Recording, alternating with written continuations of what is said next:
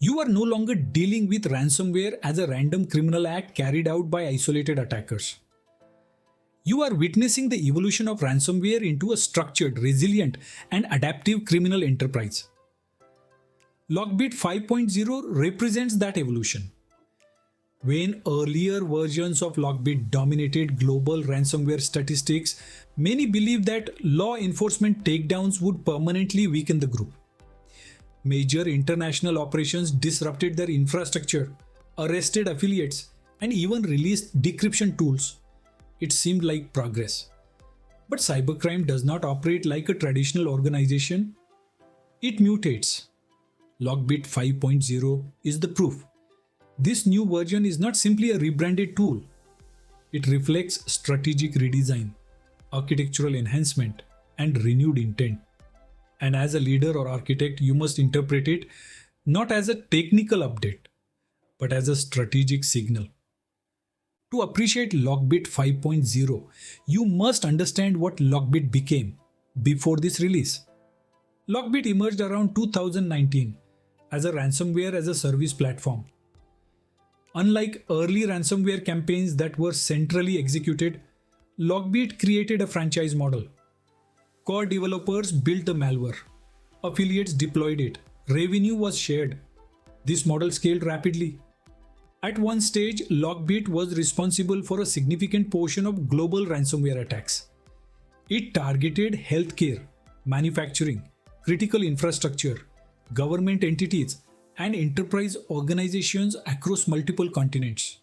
Then came coordinated global law enforcement action. Infrastructure was seized. Decryption keys were published, arrests were announced, public messaging declared the disruption of the network. If you were leading a security program at that time, you may have felt cautiously optimistic.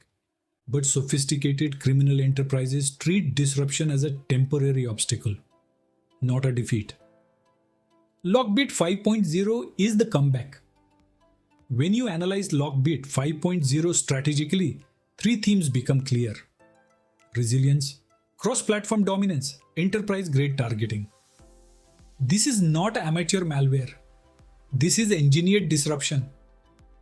LockBit 5.0 introduces enhanced support across Windows, Linux, and VMware ESXi environments.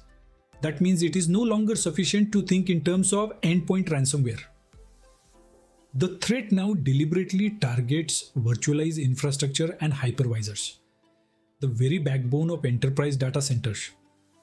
If your organization runs hybrid cloud or virtualized environments, this is directly relevant to you. Because encrypting a single laptop is an inconvenience.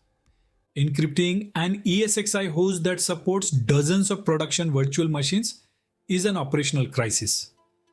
You must recognize that ransomware has shifted from user-level impact to infrastructure-level warfare. LockBit 5.0 demonstrates deliberate targeting of virtual machine storage, hypervisors, centralized server environments, enterprise data repositories. That changes your risk model. Previously, ransomware response planning may have centered around endpoint isolation and device rebuilds. Now, you must consider the simultaneous encryption of multiple virtual machines and production servers. When infrastructure is targeted, downtime compounds exponentially. Recovery is no longer about restoring a device. It becomes about restoring business continuity. And business continuity is a board-level concern. LockBit 5.0 reportedly incorporates enhanced evasion and anti-analysis techniques. These capabilities reduce visibility during execution and complicate forensic investigation. This is where many organizations misunderstand the threat. They believe that deploying endpoint detection tools is enough. But modern ransomware groups test against common defenses. They study detection patterns. They embed evasion logic. They disable logging where possible. They exploit misconfigurations. You must assume that attackers are testing their payloads against enterprise defenses before launching them in the wild. This means your detection strategy cannot rely solely on signature-based or isolated endpoint controls.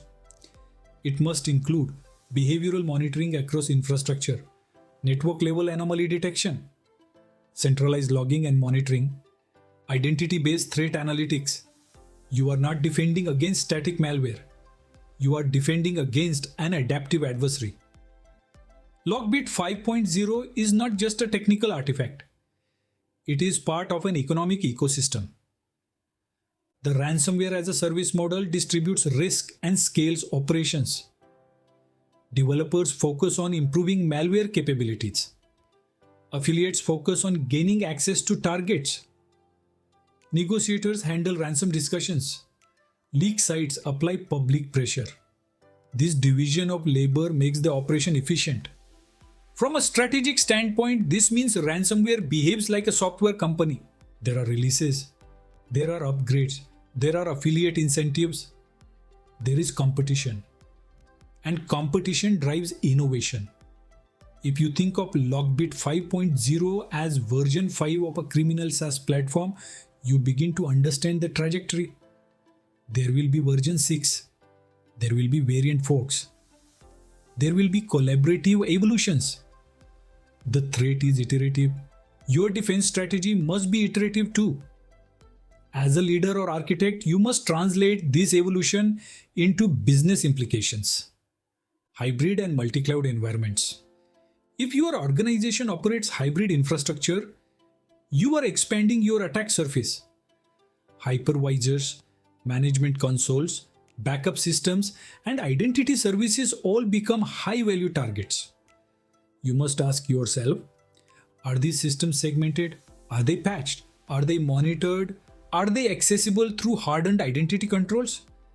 Downtime economics.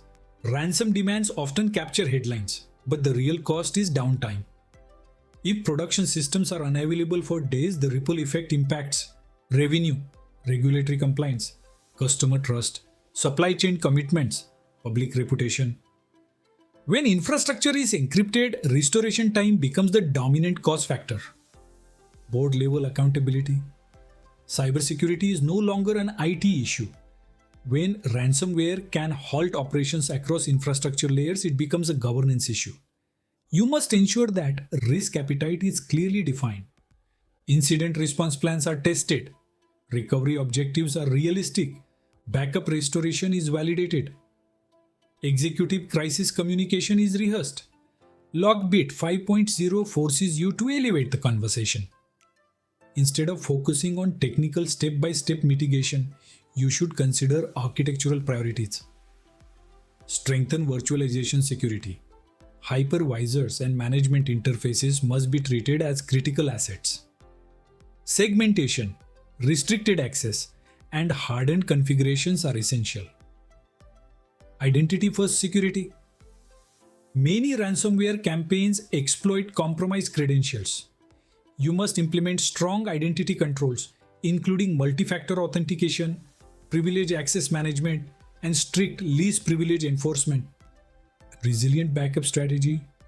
Backups are your last line of defense. But backups that are continuously connected to production networks can be encrypted as well.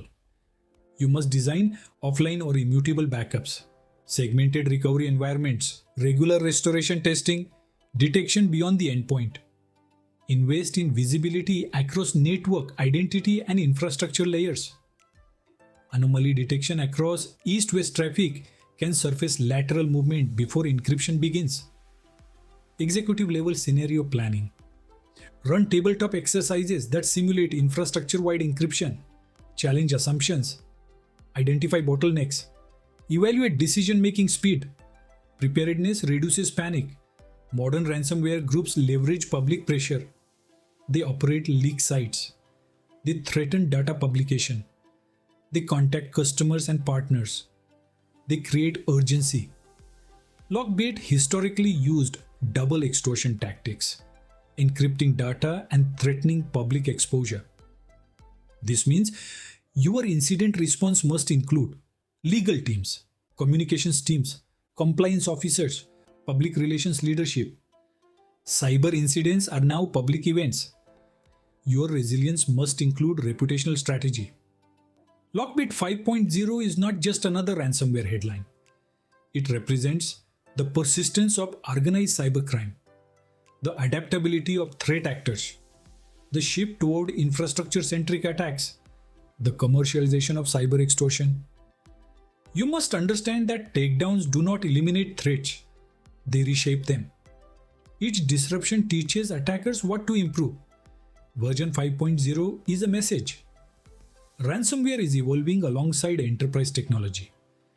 If your architecture remains static, your exposure grows. As a leader, you must stop thinking of ransomware as an isolated event. It is part of an ongoing adversarial ecosystem. Your role is not to prevent every attack. That is unrealistic. Your role is to ensure that when an attack happens, it is detected quickly, it is contained effectively. It does not cripple the organization. It does not escalate into a prolonged crisis. Resilience is your objective. LockBit 5.0 is a reminder that resilience is not optional. You are operating in an environment where cyber criminal groups function like structured enterprises. They version their software, they optimize performance, they refine evasion, they expand compatibility. LockBit 5.0 is evidence that ransomware has matured into a platform threat. The question is no longer whether ransomware will continue evolving. The question is whether your architecture, governance, and leadership approach will evolve faster. Because in cybersecurity, adaptation determines survival.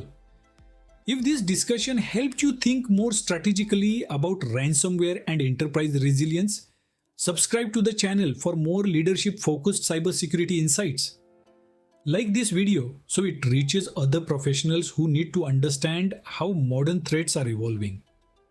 And leave a comment below sharing how your organization is strengthening its resilience against infrastructure-level ransomware attacks. Your engagement helps build a stronger cybersecurity leadership community. Stay informed, stay strategic, stay resilient.